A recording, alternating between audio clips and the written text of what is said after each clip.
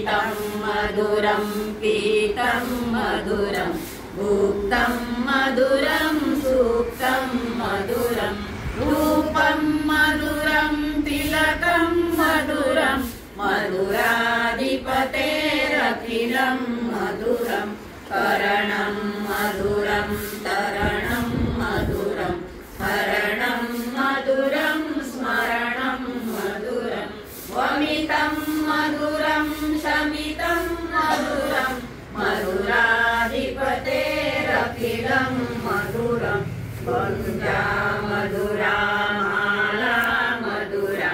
यमुना मधुरा वीची मधुरा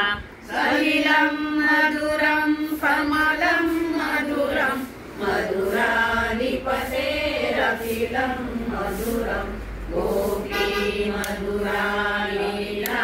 मधुरा युक्तं मधुरं भुक्तं मधुरं दृष्टं मधुरं शिष्टं मधुरं मधुराधिपतेरखिलं मधुरं गोपा मधुरा गावो मधुरा यष्टिर्मधुरा सृष्टिर्मधुरा कलितं मधुरं कलितं मधुरं